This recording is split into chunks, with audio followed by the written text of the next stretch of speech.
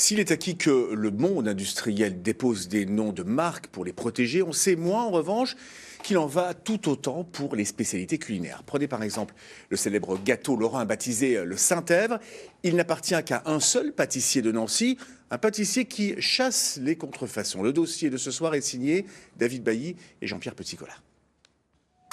Mardi 16h, Jean-François Adam fabrique le Saint-Èvre dans son laboratoire. Ce gâteau, créé en 1882, dont le nom a été déposé en 1907. Elle a été créée pour la première fois le 4 décembre 1907. C'est aujourd'hui la 5e plus ancienne marque déposée dans le Grand Est, après Dôme, Baccarat, Saint-Hubert et Vittel. Donc le Saint-Èvre. Jean-François dit en avoir fabriqué un demi-million depuis 1983. Un demi-million d'un gâteau qu'il est le seul à avoir le droit de produire. Je suis bien le gardien du temple depuis le 1er mars 1983. Donc je suis on va dire le 5e propriétaire de la marque déposée et le 6e détenteur du secret de fabrication. Les autres pâtissiers n'ont donc pas le droit d'appeler leur gâteau Saint-Èvre et Jean-François garde le secret de la recette bien au chaud.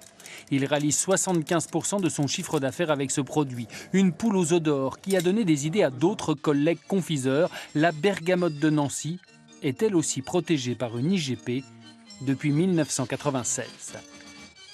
La Lorraine a, sur le plan de la confiserie, ses spécialités propres. Et Nancy est la capitale incontestée de la bergamote. C'est simple, c'est-à-dire qu'on a essayé d'anticiper la mondialisation. Aujourd'hui, dans un monde mondialisé, il faut absolument protéger vos produits parce que vous n'êtes jamais à l'abri de la concurrence. Donc c'est vraiment on voulait vraiment protéger le patrimoine lorrain. Voilà.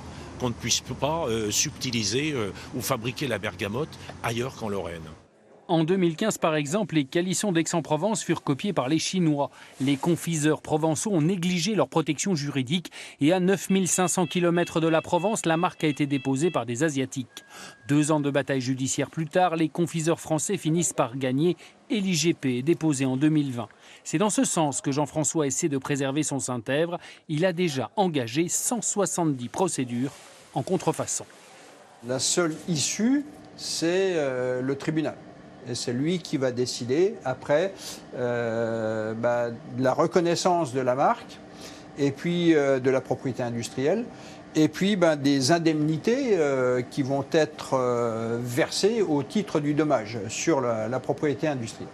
Jean-François dit poursuivre les copieurs pour que le Saint-Èvre demeure unique.